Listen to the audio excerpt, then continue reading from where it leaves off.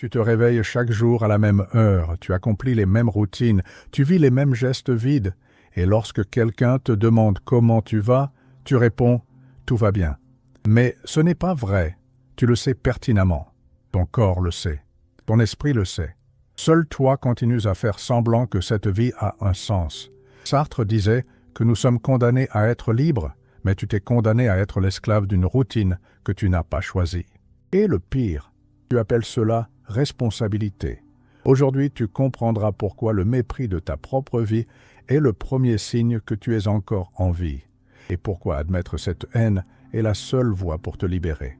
Si tu t'es déjà réveillé en pensant « je n'en peux plus de cette vie », écris-le dans les commentaires. Ce n'est qu'une phrase, mais cela pourrait être le début de ta révolution personnelle.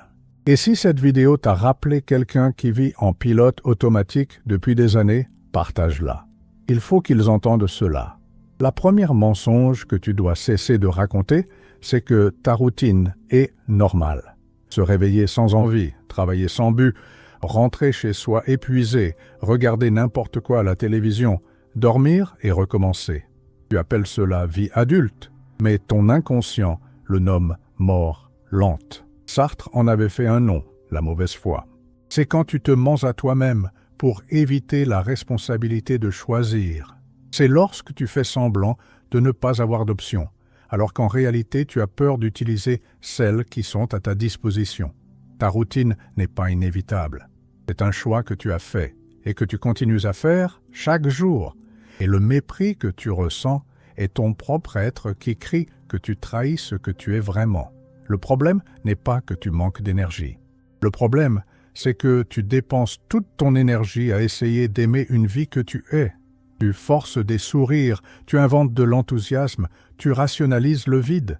Et au bout du compte, tu es épuisé, pas parce que tu as accompli quelque chose d'important, mais parce que tu as passé toute la journée à lutter contre ta propre authenticité. C'est insoutenable. Et au fond, tu le sais déjà. Jean-Paul Sartre comprenait mieux que quiconque la psychologie de l'autotromperie. Pour lui, la liberté humaine est absolue, mais elle est aussi totalement terrifiante, parce que être libre signifie que tu es responsable de tout ce qui se passe dans ta vie, chaque choix, chaque omission, chaque oui que tu donnes quand tu veux dire non. C'est pourquoi la majorité des gens préfèrent vivre en mauvaise foi. Ils préfèrent croire qu'ils n'ont pas le choix.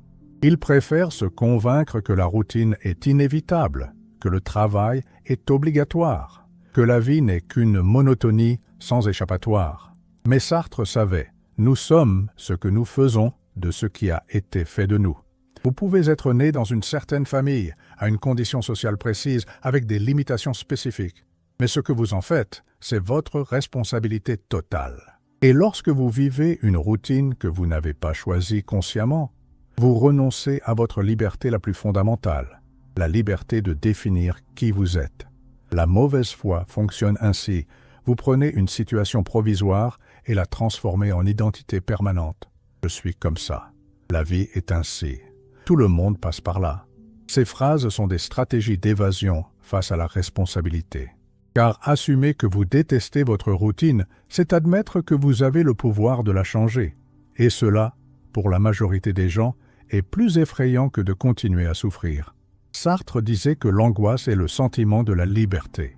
Lorsqu'on prend conscience qu'on pourrait vivre de manière totalement différente, on ressent un vertige. C'est comme se tenir au bord d'un précipice. On sait qu'on pourrait sauter et cela fait peur. Alors, on recule. On retourne à la routine sécurisante, prévisible, morte. Mais cette sécurité n'est qu'une illusion. Vous n'êtes pas protégé, vous êtes prisonnier. Je connais un homme de 35 ans qui travaille dans la même entreprise depuis 12 ans. Chaque jour, il se lève à 6h30, boit le même café, prend le même transport, s'assoit à la même table, fait les mêmes feuilles de calcul. Pendant la pause, il se plaint de la vie avec ses collègues. À la fin de la journée, il rentre chez lui, trop fatigué pour faire quelque chose de significatif. Le week-end, il dort tard et regarde des séries pour se reposer de la semaine. Lorsqu'on lui parle de changement, il a toujours la même réponse. « Je ne peux pas prendre de risques, j'ai des factures à payer. » Mais la vérité est autre. Ensuite, il a de l'argent de côté, il a des qualifications, il a des contacts. Ce qui lui manque, c'est le courage d'admettre qu'il déteste la vie qu'il a construite. Parce que l'admettre signifierait reconnaître qu'il a gaspillé plus d'une décennie à vivre comme un fantôme. Il rationalise sa souffrance. Tout le monde déteste le lundi. Le travail n'est pas censé être plaisant. Quand je prendrai ma retraite, là oui, je vivrai. Il a transformé le désespoir en philosophie de vie. Et il est maintenant prisonnier de sa propre narration. Il ne vit pas. Il survit à lui-même. Et le pire, il appelle cela la maturité. Sartre dirait que cet homme est un lâche existentiel, pas parce qu'il manque de courage physique, mais parce qu'il n'a pas le courage d'affronter sa propre liberté. Il préfère être victime des circonstances plutôt que l'auteur de sa propre vie. Et ce choix, car c'en est un, est en train de tuer tout ce qui est authentique en lui. La réalité est brutale, mais nécessaire. Vous n'êtes pas victime de votre routine, vous en êtes complice. Chaque matin où vous vous réveillez et répétez les mêmes gestes, sans questionner, vous votez pour que votre vie reste inchangée. Chaque fois que vous dites « je n'ai pas le choix », vous choisissez de ne pas voir les options qui s'offrent à vous. Chaque fois que vous rationalisez le vide, vous érigez les barreaux de votre propre prison. Vous vous êtes persuadé que cette vie est inévitable, car ainsi vous évitez d'assumer la responsabilité de la changer. Il est plus facile d'être victime que de devenir le protagoniste. La victime n'a pas de culpabilité. La victime n'a pas de responsabilité. La victime ne fait que souffrir, et la souffrance passive est plus confortable que l'action transformative. Mais Sartre n'avait pas de patience pour le victimisme existentiel. Pour lui, même dans des situations extrêmes, il aurait été emprisonné durant la Seconde Guerre mondiale, il reste des choix. On peut ne pas contrôler ce qui vous arrive, mais on contrôle la manière dont on répond à ce qui arrive. Et votre réponse à cette routine que vous détestez a été accepter, rationaliser, répéter. Vous avez développé une relation malsaine avec votre propre souffrance. Vous vous y êtes habitué, vous l'avez domestiquée. Maintenant, elle ne dérange plus. Elle vous consomme de l'intérieur silencieusement. Vous êtes devenu un expert pour vivre contre vous-même. Et cette expertise en autodestruction est ce qui vous maintient enchaîné. Si une partie de cette vidéo vous a déjà amené à remettre en question la vie que vous menez, marquez ce moment dans les commentaires. C'est là que le changement commence. Et si cela a fait sens jusqu'à présent, laissez un like. Pas pour moi, mais pour marquer ce moment de conscience. Je connais un autre homme. À 40 ans, il avait une carrière solide, une maison financée, un mariage stable. En apparence, il semblait avoir tout ce que la société définit comme du succès. En lui, il était en train de mourir. Il se réveillait chaque matin avec un sentiment de vide qu'il n'arrivait pas à expliquer. Il ne pouvait plus feindre l'enthousiasme pour son travail. Il ne pouvait plus engager des conversations superficielles. Il ne pouvait plus vivre en pilotage automatique. Un jour, il a arrêté d'essayer d'aimer sa propre vie. Il a simplement admis « Je déteste ça. Je déteste cette routine. Je déteste cette version de moi-même. » Et cette admission, honnête, brutale, sans rationalisation, a été ce qui l'a libéré. Il ne changea pas tout d'un coup, mais il transforma sa relation avec son insatisfaction même. Au lieu de la combattre, il l'écouta. Au lieu de la dissimuler, il la respecta. Cette insatisfaction n'était pas une maladie, c'était la dernière trace de vie authentique qui demeurait en lui.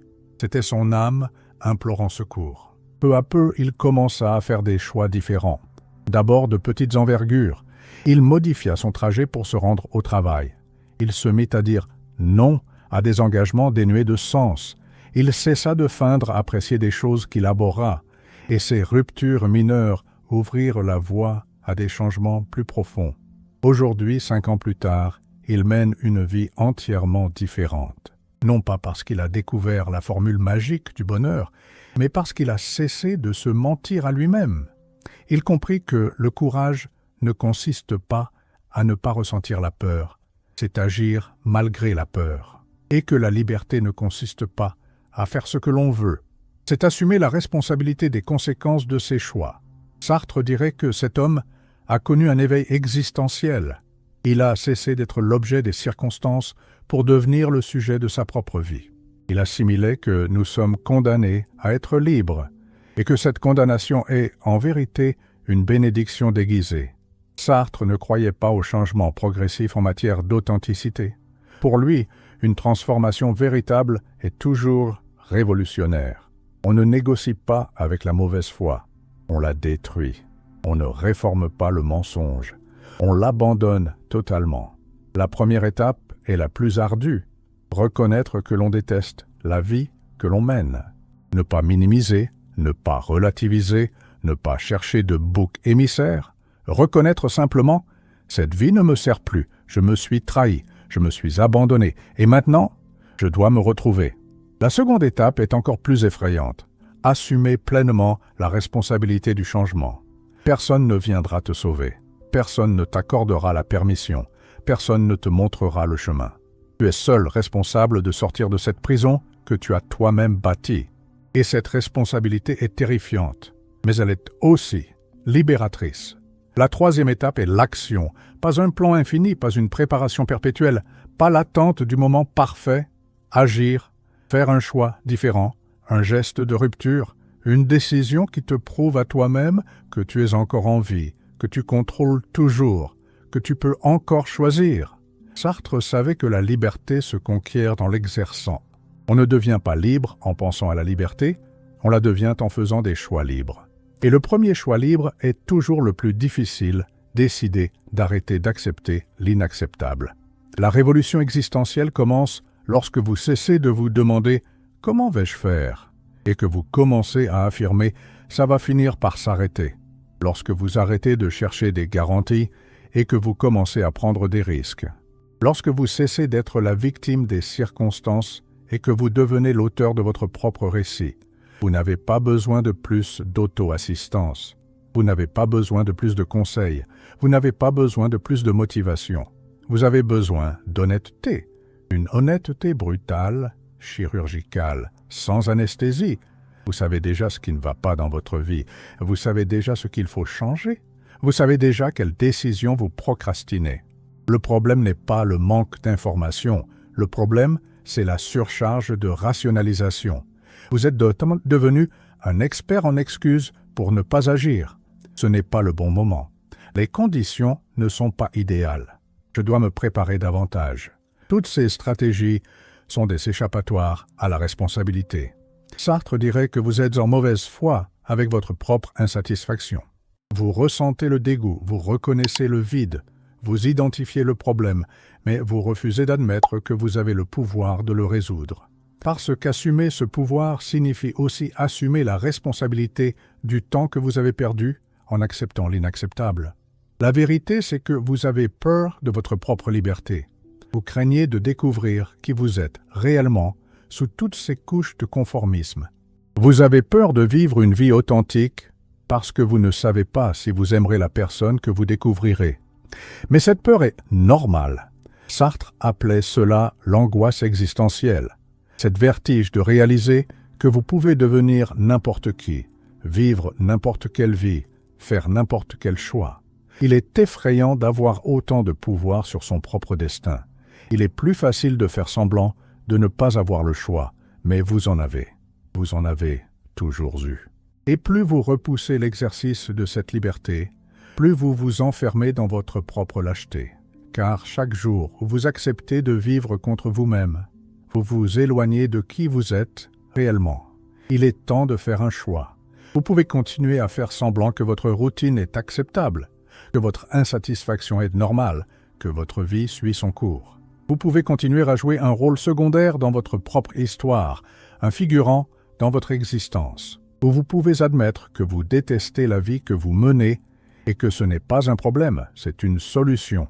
Car seul celui qui reconnaît son propre vide a la chance de le combler avec quelque chose de réel.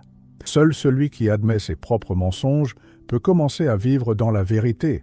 Sartre savait que l'authenticité exige du courage.